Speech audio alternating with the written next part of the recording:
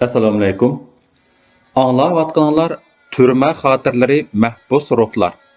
Abduri Abduli Ayub. Şundaq tutuldum. 2013-yili 19-avgust. Tushdan keyin soat 2:30 bo'lganda qora ranglik, azaldan yuyulmagandek qasmaq bir santananing to'pa to'zitib uchqandek kelib, qo'pol torimiz bilan to'xtishi menga oxirgi paymoning to'shdi deganni his qildirdi. Kelsichu, tutulsamchu, bundaq besaramjonlikdan qutulsamchu deb taqazzo bo'lgan kun oxiri keldi. Meni bir oyga yaqin tashvishga silib qiynagan bo'lsikan deganlarim bo'ldi. Savrsiz kutganlarim ko'rindi. Numur taxtisi yo'q qora santana yasli darvozasidan 20 metr yiroqda to'xtab, ichidan qora ko'zoynak taqagan, chochlari qirqim, biri egiz, biri o'ttir bo'y ikkalan udul menga qarabla kelgan edi. Ularning so'rin chiroyidan, akavurlarcha turqidan va boshqalarga eranmu, salommu qilmay mingishlaridan meni tutqili kelganlar ekanligini jazm qildim. Saqchilarning kelayotgan alfozdan qaraganda tayyorlik to'liq edi. Akam va do'stlarim bilan yaslining oldida paranglashib turardik. Yasli qurosida sirchilar, tokchilar, turbichilar jiddiy ishlayotdi. Men do'stlar bilan saqchilar orasida to'qinish chiqmaslik uchun ularning oldiga bordim va chiroyli ko'rishdim. Qasdan hammaylan anglag'idek unli qilib, "Biz tanishimiz. Sizlar yasliga xizmat qilib kelgan-ku, mashinada paranglashayli" deb xuddi koni tanishlarimdek mashinasiga chiqdim. Ikki saqchi ikki yondan chiqib, eshikni gum qilib yepitla beshimga qora xalta kiydirdi. Qo'limni keynimga qayrib ishkalladi va og'zimni bent bilan chaplab, kamirimni sug'urib oldi. Shu asnoda sayragan telefonimni yonchiqimdan tartib oldi. Puxracha kiyingan saqchilar meni yasli oldidan tutib, shu mang'ancha 1,5 soatlar o'tganda eg'izimni va qo'limni bo'shitib, uyimning adresini so'radi. Uyimni aqturg'ili borarmish. Santanadan yana bir mashinaga almashganda beshimdan xaltini ilib bo'ldi. Qarasam, mahallamga kaptiman. Atrof qurolliq saqchi qism tarafidan qo'rshovga ilinibdi. Hamma saqchining chiroyi surlik, harakatlardan bir kaskinlik, jiddiylik va vahima chiqib turadi. Hamma saqchining qo'lida avtomat. Mursida so'zlashku kayfiyati to'limu jiddiy edi. Mashinda sirtni ko'rgili bo'ladi. Ammo sirtdan ichidagilar ko'rinmas kerak. Ichida 5 kishi bor edi. Şoförning yenidagi o'rindiqda o'ltirgan Xitoydan boshqalar uni-buni so'rab turadi.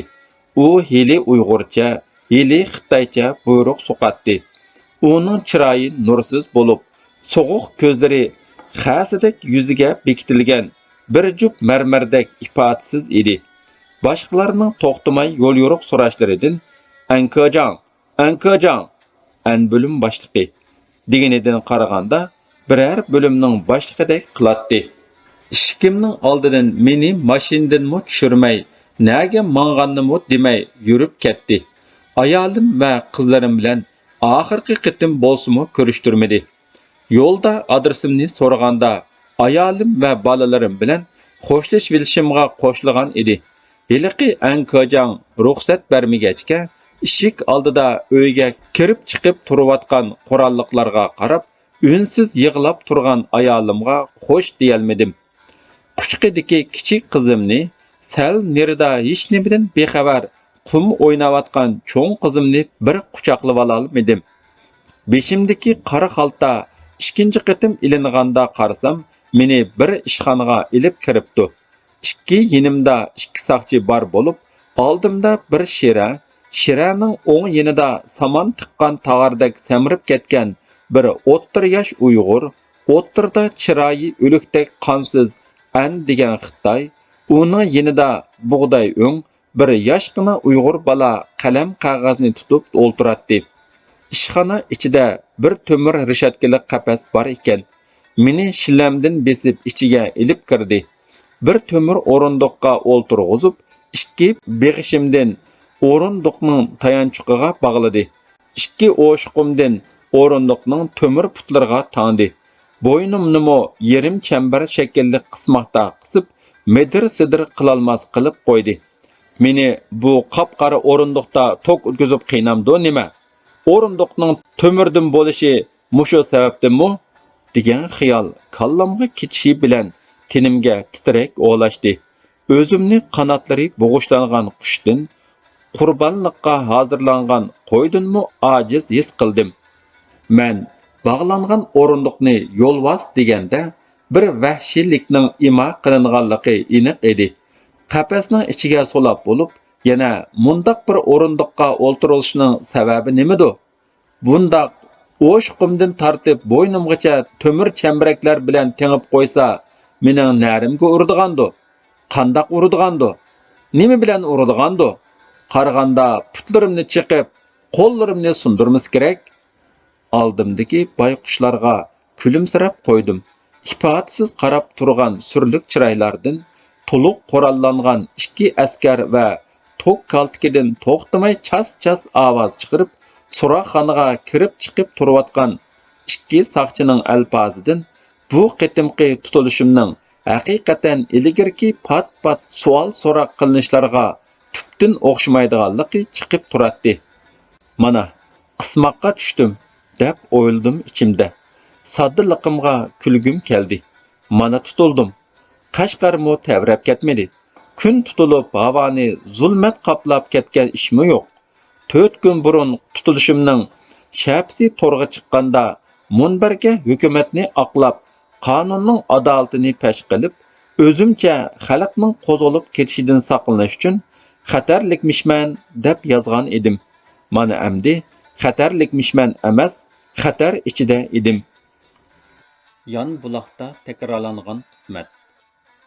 So'roq qilingan tarixim ko'p bo'lgan bo'lsa-mu, bunda qop-qora yo'lvas o'rindiqqa bo'g'ilishim tunji qitim bo'lg'achqa xili sur bosdi. Bu qitimliq so'roqning odatdagidan farqli ekanligi bilinib turadi. So'roq shirasida o'ltirganlar bilan tok kaltiki ko'tarib koridorda mengib, so'roqxonaga kirib chiqib yurgan soqchilar o'ttirsidagi dialoglardan meni tutishga Urumchidan kelganlarning 4 kishi ekanligini bildim. Ankojang degan o'ttir bo'yliq muztalat Xitoy ularning boshlig'ida qiladi. So'roqxonada bo'lgan paranglardan tutib kelingan yerimning Yonbuloq qamoqxonasi ekanligini anglab hayron qoldim. Bu takrorlangan qismatga nima dey?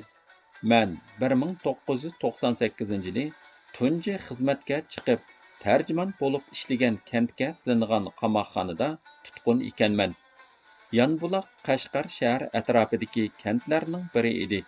Men 25 yoshimda ixtiyorim bilan kelgan bu yerga bugun 40 yoshimda putimga kishan, qo'limga ishkal silingan holda kelgan edim. Tova. Men 15 yil burun emgak qonuni bo'yicha kadrlarning huquqini qo'g'dayman deb arsinib, dishvarchilikqa yo'liqqan bu yerda bugunga kelganda bir millatning aqalli qonunli huquqini qo'g'dayman deb yana bir qitim qamalmoqda edim.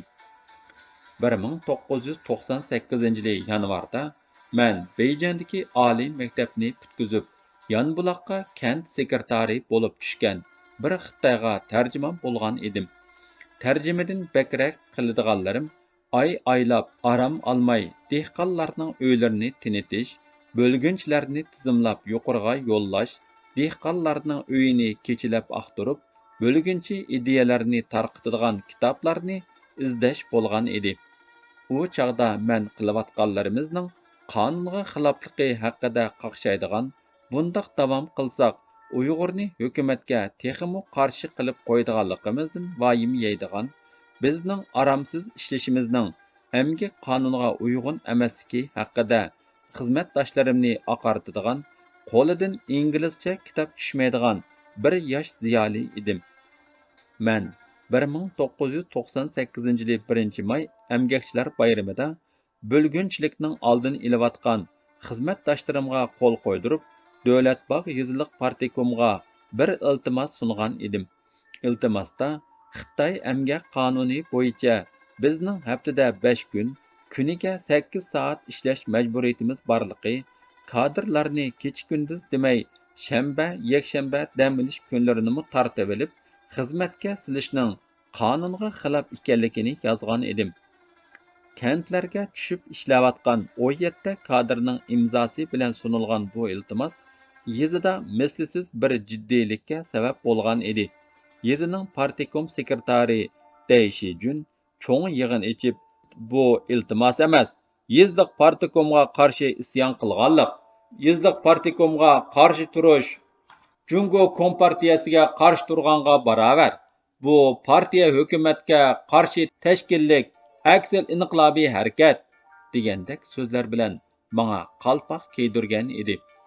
Shu tuhmat sabablik 1998 iyunda Xinjiang universitetiga magistrlik uchun o'qishga qabul qilingan bo'lsam-mu, yeziliq partikomning sekretari qo'shilmay, kadrlik arxivimni ololmadim. Agar shuji qo'shilmasa, shaharlik arxiv idorasi kadrlik arxivimni universitetga yo'tkab bermasa, men o'qishimni boshlay olmaydim. Arxivimni yo'tkab ketib, o'qishimni burunroq boshlash uchun boshqalarning havolasi va tonishtirishi bilan shu chog'da Qashqar shaharlik partikomning sekretari, hozir Abtonom rayonlik partikomning muavin shujisi bo'lgan Ju Haylunni izladim. Men uning yeziga tushirgan buyruqlarini to'la tarjima qilib, bir qancha qatimliq kechilik tekshirish va yig'inlarda yenida bo'lgan va ayrim bir qancha qatim ko'rishgan edim. Men Juni yordam qilmaydigandek his qilatdim, chunki men xizmatga chiqqan 1998 yanvarning 2-haftasi bir yig'inda u ro'za tutish qaloq odat deb og'izni purishtirganda, bo'lgunchilarni kechilab izlash vaqtida oshxonada Qur'onda deyilganning hammasi quruq gap, hatto ayollar bilan qandoq yetishni-mo o'rgatadi deb islomni masxara qilganda g'azabdan tipirlab ketgan edim. Shu yil aprelda dehqonlar viloyatlik partikomga arz qilganda, u buni bo'lgunchilar planlagan deb burmalab dehqonlarni jazolatgan edi. U chaqda dehqonlarning etiziga nima terishni partikom boshqaratdi. Shu yili dehqonlar bog'ning orqadagi parcha purat yerlariga yezidan bir tutash buyurilgan kevaz emas, yezincha yeydiganga ko'ktat tergan edi. Ju Haylun buyruq qilib, bu ko'ktatlarni yo'ldirib, o'rniga kevaz teritdi.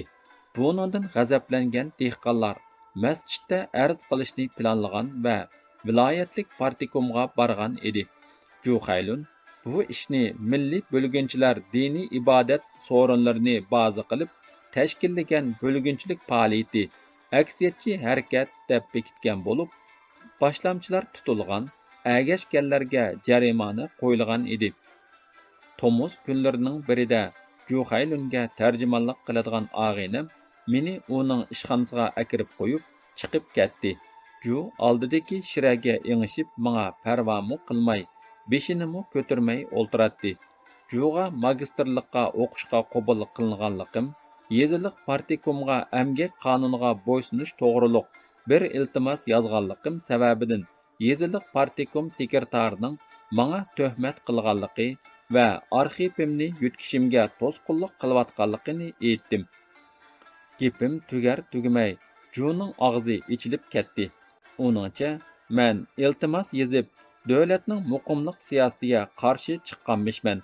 Yezilarda muqimlikni saqlash uchun kadrlarning dehqonlarga ko'z quloq bo'lishi shart emish. Bo'lgunchi unsurlar masjidlarni baza qilib, dehqonlarni qushkurtiyotganmish. Qashqarning muqimligi bo'lgunchi ko'p chiqadigan davlat boqqa bog'liq emish. Mening emgak qonunini bahona qilib, yezidagi Uyg'ur kadrlarni yeziliq partikomga qarshi quturatishim ta'siri ig'ir qilmish emish. Yeziliq partikomning meni saqchiga topshirib bermay, omon qo'ygani fursat bergani emish. Juning ishxonasidan chiqqanda muramga bir tugman teshi ortilgandek bo'lib, qadamlarim ig'irlab ketgan edi. Uning deganlarini anglab, burun kiydirilgan qalpoqlar barqancha yangilanib, jinoyatim bargancha ig'irlayotgandek his qilgan, shundoqla Davlat bog' yeziliq partikomda to'qilgan va Qashqar shaharlik partikomda yangilangan qalpoqlarga taqobil turib bo'lolmaydiganligimga tan bergan edim. Men bu qalpoqlardan qutulish uchun bir amal qilib bu yerdan ketishim, qayta bularning oldiga kelmasligim kerak edi. Kadrlik arxivimni yutkash uchun izdimigan Uyg'ur boshliq qolmadi. O'zimni hech bir yerda oqlab bo'lolmay, oxiri yeziliq partikomga gunohimni tonib, kechirim xati yezishga majburlangan edim. Yeziliq partikom bilan shaharlik partikomning orasida e'tirof qilgancha ko'plab, yozgancha ig'irlab ketayotgan gunohimni yozgancha qilinlayotgan, ammo faqat qabul qilinmayotgan tövbenomamni to'shib 4 oyni ishsiz, maoshsiz, ammo to'lib tashqan g'ashlik, g'am qayg'u va namratlik bilan o'tkazgan edim. Oxiri bu qalpoqlardan akamning para berishi bilan qutulgan bo'lsam-mu, ammo shu 4 oyda men ya yezidan arxivimni ilib ketolmay, ya Urumchida magistr bo'lish orzuyimga yetolmay, xap, mushu qitim qutulsam, Davlat bog', Yonbuloq degan yerga qarabmi tashlamasman, deb ketgan edim. Qismat takrorlandi degan shu. Qochdim, endi qaytib kelmasman degan yerga yana qaytirib kelishdi. Qutuldim degan yerga silingan qamoqqa oradan 15 yil o'tib yana qamaldim. Bu qitimmi menga yangi qalpoqlar kaydirildi. Nafas elish va o'ylashdan boshqa erkim yo'q. Qafasdagi qush edim bu qitim. Dard aytadiganga do'stlarim, chora qilib beradigan akam va ahvol so'raydigan qarindoshlarim yo'q edi.